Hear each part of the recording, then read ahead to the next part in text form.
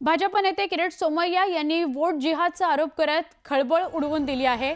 ईडीने 7 ठिकाणी मुंबई अहमदाबाद इथं छापा मारले, 13.5 कोटी रुपयांची रोकड जप्त केली। या घोटाळ्याचा पाठपुरावा करण्याकरता मी पुन्हा एकदा सोमवारी मालेगावला जाणार आहे असं किरीट सोमय्या म्हणतायत।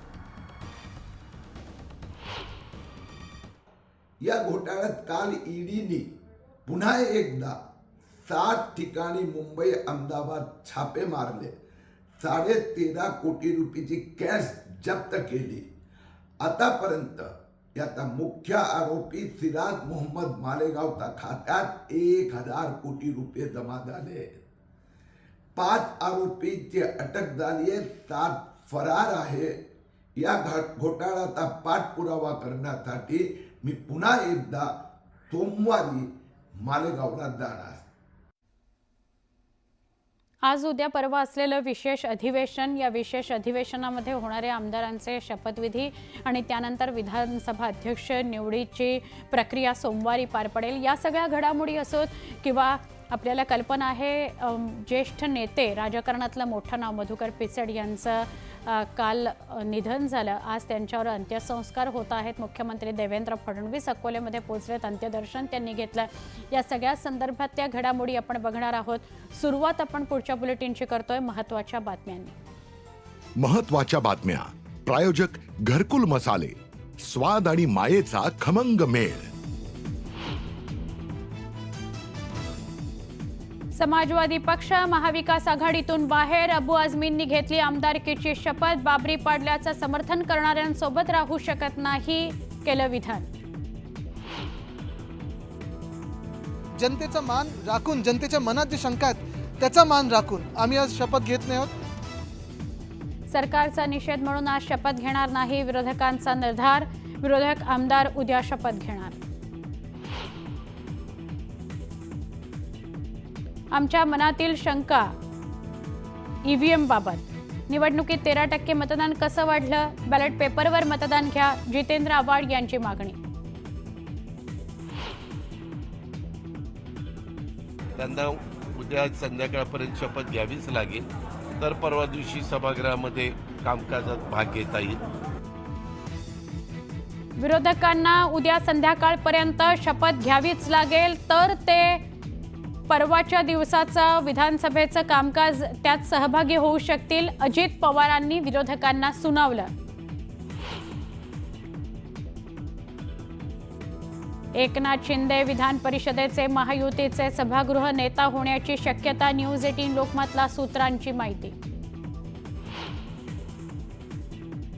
मुख्यमंत्री देवेंद्र फडणवीस, उपमुख्यमंत्री एकनाथ शिंदे, अजित पवारांसह महायुतीच्या नवनिर्वाचित आमदारांनी घेतली शपथ। हंगामी अध्यक्षांनी दिली आमदारांना शपथ। विधान भवनाच्या पायऱ्यांवर मुख्यमंत्री देवेंद्र फडणवीस आणि आदित्य ठाकरे आमने सामने, दोघांचंही हस्तांदोलन। आदित्य ठाकरेंनी देवेंद्र फडणवीसांचं केलं अभिनंदन।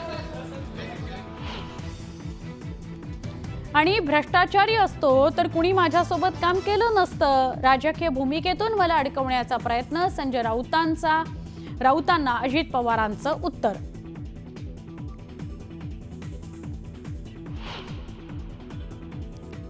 नमस्कार, मी सुवर्णा। 25 मिनिटं 50 बातम्या बुलेटिनला सुरुवात करूया। विरोधी पक्षाचे आमदार शपथ न घेताच अधिवेशनातून बाहेर पडले। विरोधकांनी शपथविधीवर बहिष्कार टाकला। नव्या सरकारचा निषेध म्हणून शपथ घेणार नाही अशी भूमिका विरोधी आमदारांनी मांडली। विधानसभा निवडणुकीत झालेल्या ईव्हीएम मशीनच्या घोळाबाबत विरोधकांनी निषेध व्यक्त केला। यावेळी आम्ही शपथ घेणार नाही आणि लोकशाही वाचवण्याकरता लढा देऊ असं वक्तव्य आदित्य ठाकरेंनी केलं। मवियाचे आमदार उद्या शपथ घेणार आहेत अशी माहिती जितेंद्र आव्हाड यांनी दिली। शरद पवार उद्धव ठाकरेंशी बोलल्यानंतर मविया आमदारांनी हा निर्णय घेतला। विरोधकांना उद्यापर्यंत आमदारकीची शपथ घ्यावीच लागेल, तरच विरोधकांना परवा कामकाजात सहभागी होता येईल अशी प्रतिक्रिया अजित पवारांनी दिली। प्रवीण दरेकरांनी विरोधकांवर हल्लाबोल केला। आमदारकीची शपथ न घेणं म्हणजे विरोधकांचा रडीचा डाव असा टोला दरेकरांनी लगावला। तर शपथ न घेतल्यानं निवडून देणाऱ्या जनतेचा विरोधक अपमान करतायत असा निशाणाही दरेकरांनी साधला। अधिवेशनाच्या पहिल्याच दिवशी मवियाला धक्का बसलेला आहे. समाजवादी पार्टी मवियातून बाहेर पडलेली आहे. अबू आझमी यांनी आमदारकीची शपथ घेत आम्ही मवियात आता नाही अशी स्पष्टोक्ती दिली. विधानसभेत 13% मतदान कसं काय वाढलं असा सवाल जितेंद्र आव्हाडांनी केला. बॅलेट पेपरवर मतदान घ्या अशी मागणी आव्हाडांकडून करण्यात आली. विरोधकांचा रडीचा डाव सुरू आहे अशी टीका अजित पवारांनी केली. लोकसभेमध्ये 31 जागा मिळाल्या तेव्हा ईव्हीएम चांगल्या आणि विधानसभेत पराभव झाला म्हणून ईव्हीएम खराब असं कसं काय असा सवाल अजित पवारांनी केला. प्रसाद लाड यांनी जितेंद्र आव्हाडांवर हल्लाबोल केला. स्वतःचं अस्तित्व टिकवण्याकरता आव्हाड ही शेवटची लढाई लढतायत असा टोला प्रसाद लाड यांनी लगावला. अधिवेशनाच्या पहिल्याच दिवशी विरोधकांकडून सरकारचा निषेध करण्यात आला. शरद पवार गटाच्या जितेंद्र आव्हाडांनी हातात लोकशाही जिंदाबाद, आय लव्ह मार्कटवाडी अशा आशयाचा पोस्टर घेत निषेध केला. मार्कटवाडीच्या लोकांनी आदर्श घालून दिलाय. निवडणुका बॅलेट पेपरवर घ्याव्या अशी त्यांची मागणी आहे. मग निवडणुका बॅलेट पेपरवर घ्यायला काय अडचण आहे असा सवाल खासदार संजय राऊतांनी केला.